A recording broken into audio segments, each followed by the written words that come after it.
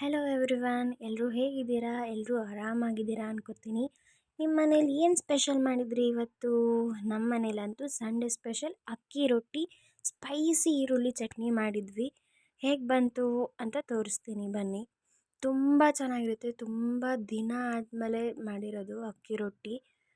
ತುಂಬ ಚೆನ್ನಾಗಿ ಬಂದಿರುತ್ತೆ. ನೀವು ಮಾಮೂಲಿಯಾಗಿ ಮಾಡ್ತಾ ಇರ್ತೀರಾ, ಬಟ್ ನಾನು ಹೆಂಗೆ ಮಾಡಿದ್ದೀನಿ ಅಂತ ಈ ವಿಡಿಯೋದಲ್ಲಿ ತೋರಿಸ್ತೀನಿ.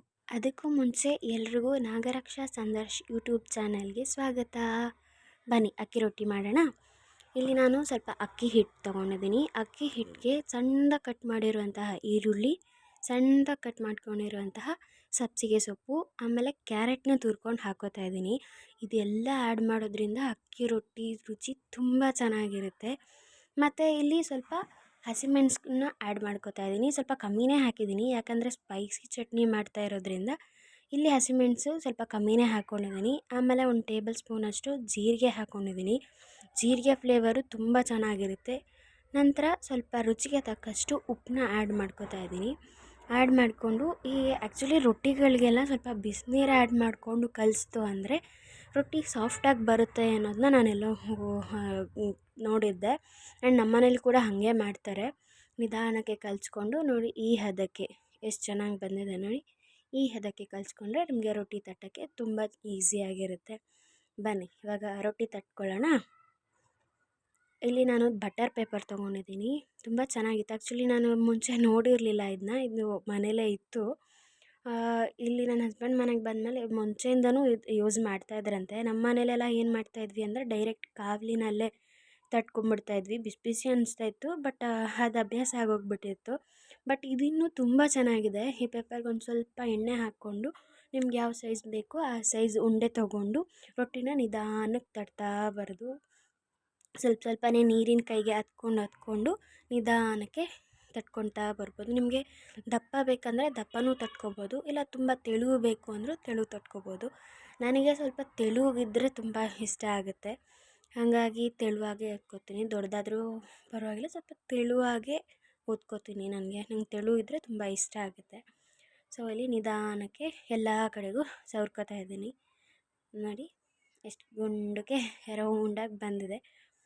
ಇವಾಗ ಕಾವಲಿನ ಇಟ್ಕೊಂಡು ಕಾವಲಿ ಬಿಸಿ ಆದ ನಂತರ ಸ್ವಲ್ಪ ಎಣ್ಣೆ ಹಾಕ್ಕೊಂಡು ಇದಕ್ಕೆ ಬಟರ್ ಪೇಪರಲ್ಲಿ ತಟ್ಕೊಂಡಿರೋಂಥ ರೊಟ್ಟಿ ಇಟ್ಕೋತಾ ಇದ್ದೀನಿ.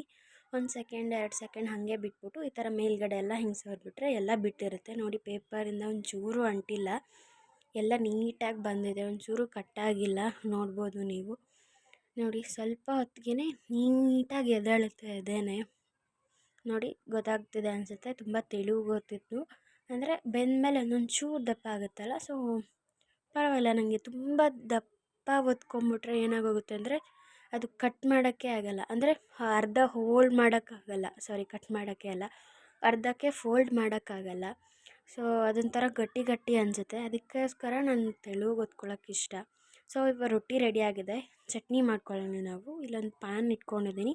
ಪ್ಯಾನ್ಗೆ 1ರಿಂದ 2 ಟೇಬಲ್ ಸ್ಪೂನ್ ಆಯಿಲ್ ಹಾಕ್ಕೊಂಡಿದ್ದೀನಿ. ಇದಕ್ಕೆ ಇದು ಕಾದ ನಂತರ ಮಾಮೂಲಿಯಾಗಿ ಮಿಕ್ಸಿ ಮಾಡ್ತಾ ಇರೋದ್ರಿಂದ ನಾನು ದಪ್ಪಕ್ಕೆ ಈರುಳ್ಳಿನ ಹೆಚ್ಕೊಂಡಿದ್ದೀನಿ.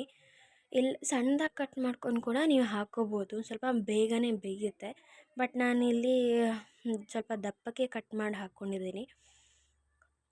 ಇದನ್ನು ಲೈಟ್ ಗೋಲ್ಡನ್ ಬ್ರೌನ್ ಬರೋ ತನಕ ಸ್ವಲ್ಪ ಲೈಟಾಗಿ ಹುರ್ಕೋಬೇಕು. ಮಧ್ಯ ಮಧ್ಯ ಕೈ ಆಡಿಸ್ತಾ ಇರ್ತೀನಿ. ಆಮೇಲೆ ಇಲ್ಲಿ ಇದಕ್ಕೆ ನಾನು ಒಂದು ಬೆಳ್ಳುಳ್ಳಿನ ಆ್ಯಡ್ ಮಾಡ್ಕೊಂಡಿದ್ದೀನಿ. ಯೂಶ್ವಲಿ ನಾನು ಮುಂಚೆ ಎಲ್ಲ ಬೆಳ್ಳುಳ್ಳಿ ಯೂಸ್ ಮಾಡ್ತಾ ಇರಲಿಲ್ಲ. ಇವತ್ತೇ ನಾನು ಮಾಡಿರೋ ಐಟಮಲ್ಲಿ ಫಸ್ಟ್ ಟೈಮ್ ಆ್ಯಡ್ ಮಾಡಿದ್ದು. ಜೊತೆಗೆ ಖಾರಕ್ಕೆ ತಕ್ಕಂಗೆ ಒಣಮೆಣ್ಸಿನ್ಕಾಯಿ ಹಾಕ್ಕೊಂಡಿದ್ದೀನಿ. ನಿಮಗೆ ಖಾರ ಎಷ್ಟು ಬೇಕು ನೋಡಿಕೊಂಡು ನೀವು ಹಾಕ್ಕೋಬೋದು. ಸ್ವಲ್ಪ ಅರಿಶಿನ ಹಾಕ್ಕೊತಾ ಇದ್ದೀನಿ. ಸ್ವಲ್ಪ ಉಪ್ಪು ಅರಿಶಿನ 2 ಮಿಕ್ಸ್ ಮಾಡ್ಕೊಂಡಿದ್ದೀನಿ ನಾನಿಲ್ಲಿ. ನಿಮ್ಮ ರುಚಿಗೆ ತಕ್ಕಷ್ಟು ಉಪ್ಪು ಹಾಕ್ಕೊಳ್ಳಿ. ಅರಿಶಿನ ಬೇಕು ಅಂತೇನಿಲ್ಲ, ಬಟ್ ನಾನು ಯೂಶ್ವಲಿ ಎಲ್ಲದಕ್ಕೂ ಹಾಕ್ಕೋತೀನಿ, ಒಳ್ಳೇದಲ್ವ. ಸೊ ಟೇಸ್ಟು ಇರುತ್ತೆ, ಅದೊಂಥರ ಫ್ಲೇವರ್ ಬೇರೆ ಥರ ಇರುತ್ತೆ. ಹಾಗಾಗಿ ನಾನು ಯೂಶ್ವಲಿ ಎಲ್ಲದಕ್ಕೂ ಅರಿಶಿನ ಹಾಕ್ಕೋತಾ ಇರ್ತೀನಿ. ಎಲ್ಲ ಥರ ಪಲ್ಯ ಎಲ್ಲದಕ್ಕೂ ಹಾಕ್ಕೋತಾ ಇರ್ತೀನಿ.